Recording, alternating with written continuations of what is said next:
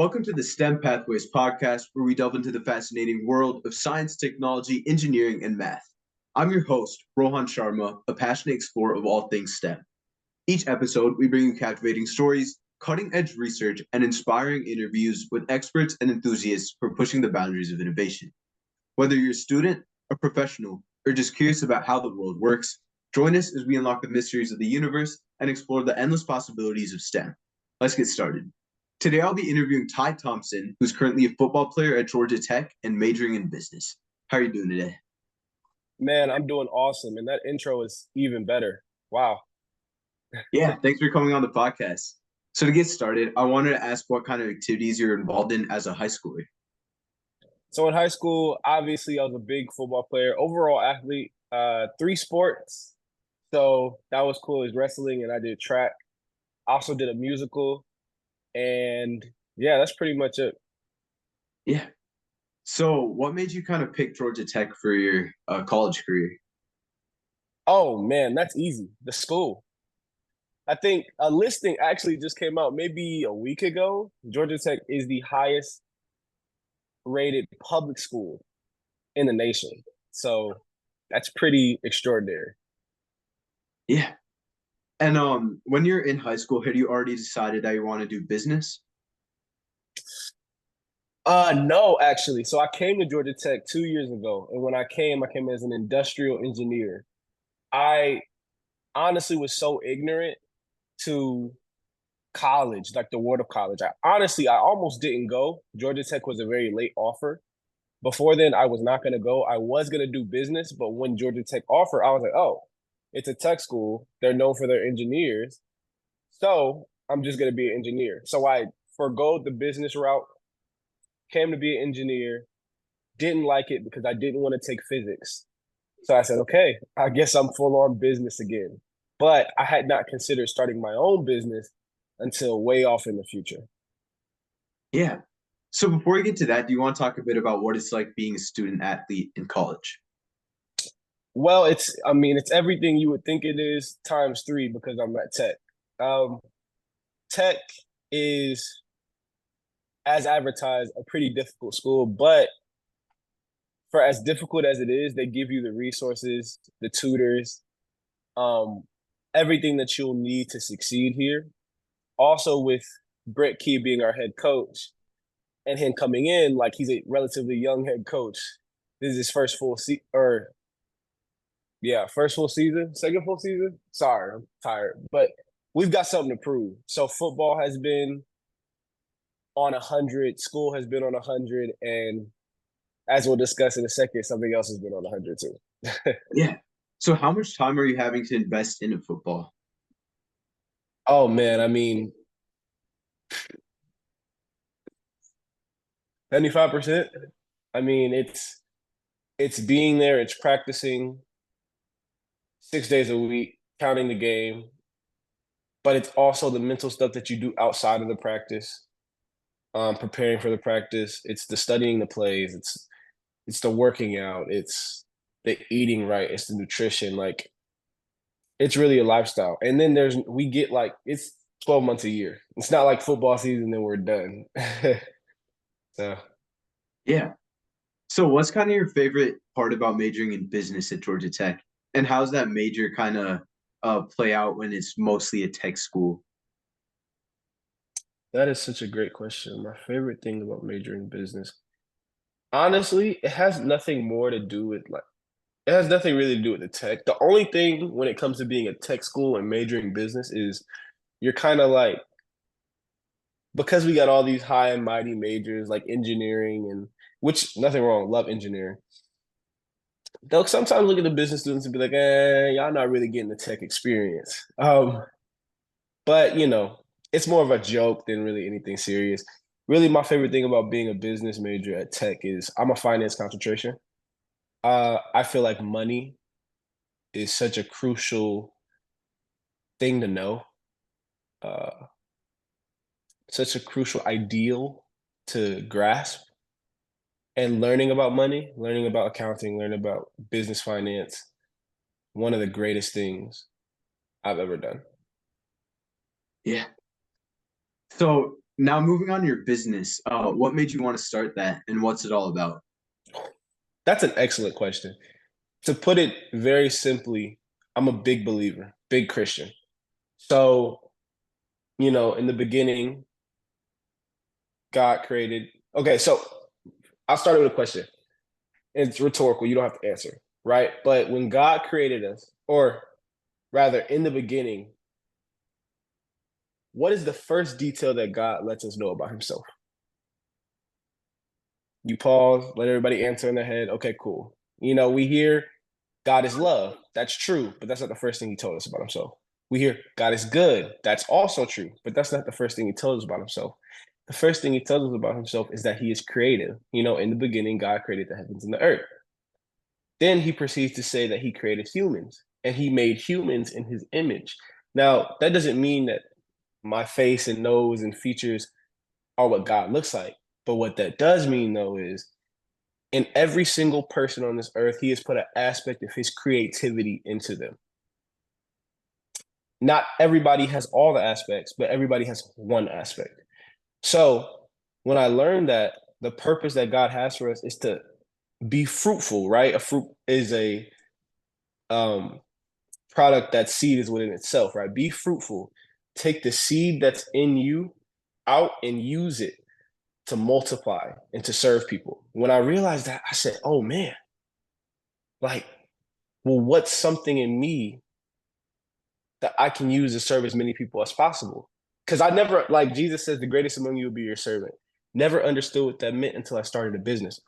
So I said, man, I play football, I play sports. I've been doing it since I was 7. I know what I need, right? What my body needs and what I do every single day, my routine nutritionally in order to achieve peak performance. So instead of just holding that to myself, because I had been doing it for 2 years before I ever started the business, I said, just instead of keeping that for myself, why don't I create it so that anybody and everybody can use it if they need it? That is why I started my business, DivineDrive. Yeah. So what's your product? So DivineDrive is a energy drink, hydration drink, branched chain amino acid, muscle building, crucial protein, amino acid, and vitamin, multivitamin, all wrapped in one. It is the one-stop shop for high competitive athletes. And when would people take this drink? Right before a workout, right before a game? I would say yes, all the above. So our drink really can be whatever the person needs. If they're really looking for the hydration, well, we have 7 times, or actually, I think it's 4 times um the electrolytes of your standard hydration drink. You can take that before practice, during practice, right? During a game, right? We also have that energy to kick in. People use it as a pre-workout sometimes. So you can do that pre-workout kick right before you go to the gym. Then we have post-recovery elements like creatine and collagen. You can easily take that after a workout. So it's really flexible for whenever the athlete needs it. Yeah. So how often are you taking this drink? Oh, great question. So I'm the business owner, and it breaks my heart that I can't drink every single piece of product that I've made. I really have to I would take it every day if I could. Um I think next time we're gonna get like some extra made for us. I mean, I pay ourselves to drink it. I don't know, but I if I could, I would drink it every day. Sometimes we'll have samples that they send that aren't sized right, and so they'll just send it to us just freebies. I will drink those as often as possible, but I try to save as much as I can for the people who are buying them. Yeah. So what's the whole process from starting a business to getting production going to getting the product out to people? I think well, before I go into the process, it's like the first step is understanding that you cannot pigeonhole yourself into whatever you think you are. So you said you're a senior in high school, right? Yeah. Okay, cool. So one of the biggest things I get asked, like alongside of like why I started a business, is like I'll tell them what it is, and they'll be like, "But wait, you're a finance major." Like, why are you starting a drink company when you're a finance major? And it reveals to me how stuck, I like the word pigeonhole, how pigeonhole people are into the idea of what they think they should be just based on a degree. It's like when you start a business, the process is mental before it's anything. It's really like sports. In athletics, there can be somebody bigger, stronger, and faster than you. But if they don't mentally think they can do it, they're beat every single time.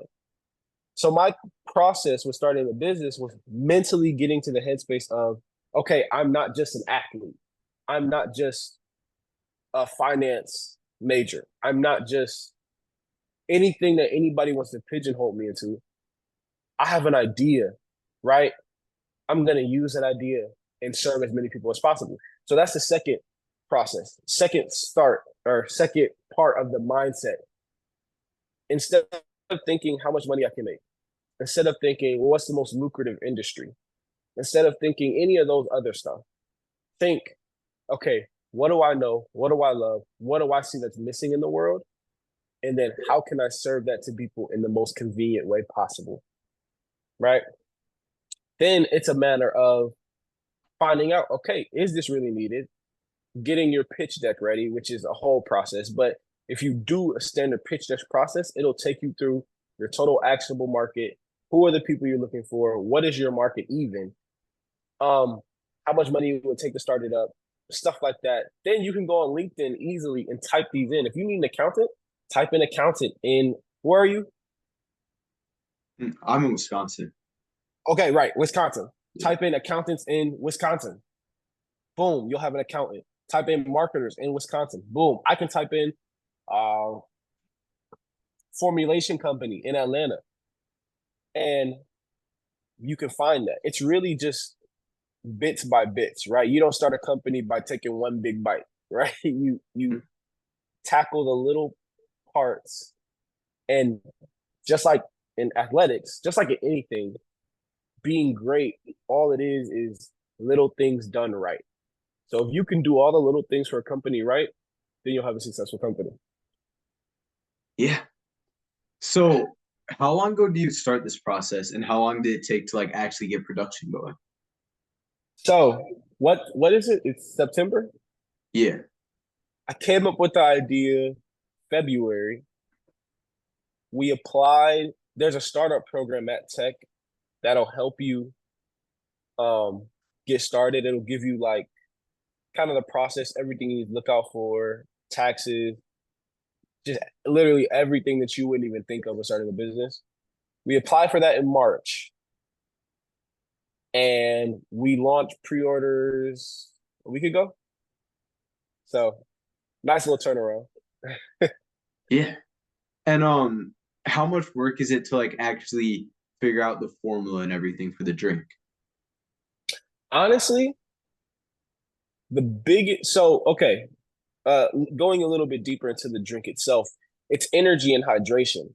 Those are actually chemically juxtaposed. So the more hydrated, sorry, my shirt is acting.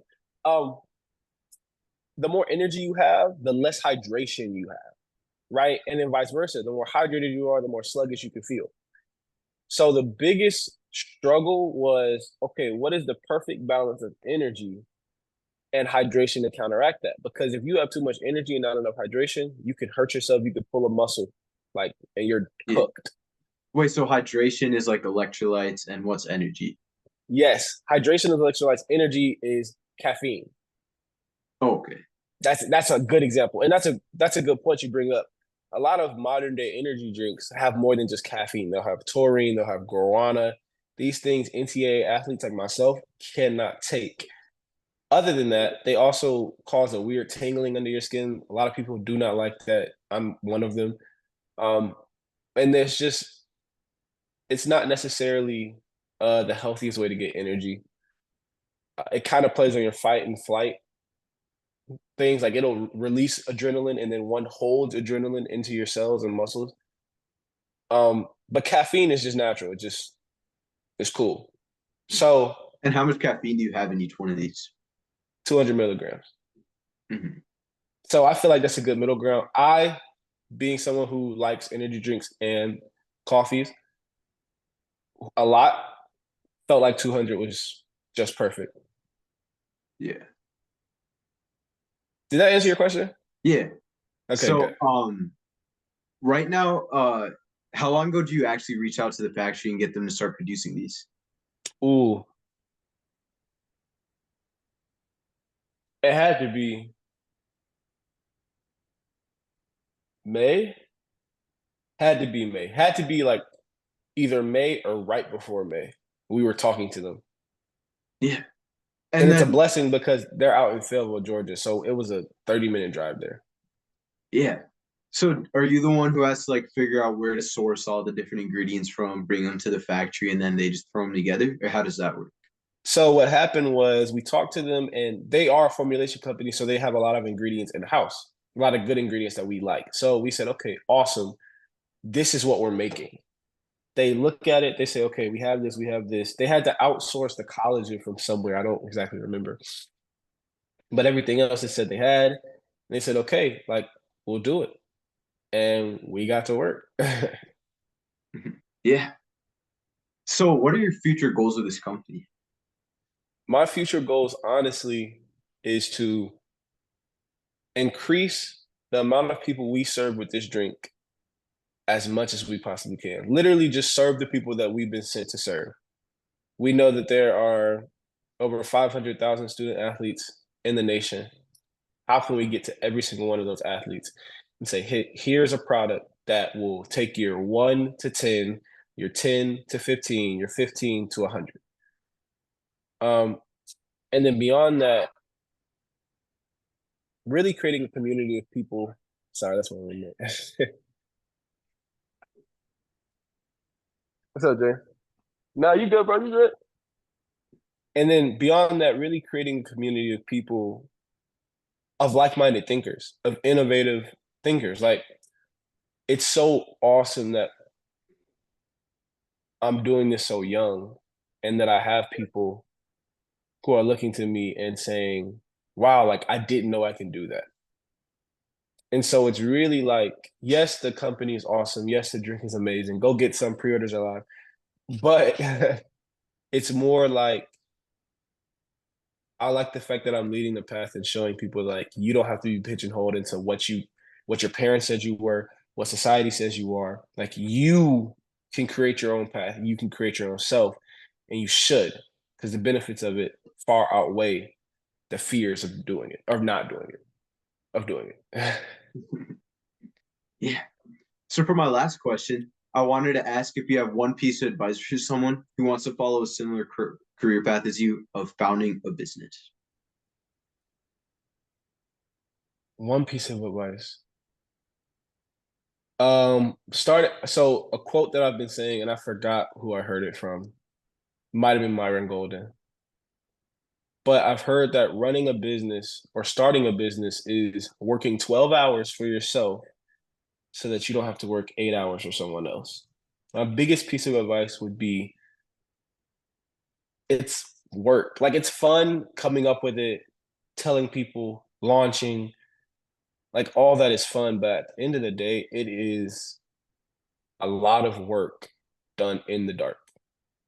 And you can't expect your business to turn around like that. You can, but most don't. And so this is not a hey, quit your job kind of thing and go pursue. This is not a hey, you know what I'm saying, it'll happen overnight. You have to work at it consistently and diligently like you would work at anything. And make sure that when you're doing that, the thought process is how can I serve as many people as possible? If you do that, if you find people's problems and you solve them and you become obsessive about solving them, you should have a successful business. All right then. Thank you for joining me on the podcast today. Man, thank you for having me, bro. I appreciate you. I'm finally glad that we got to be here.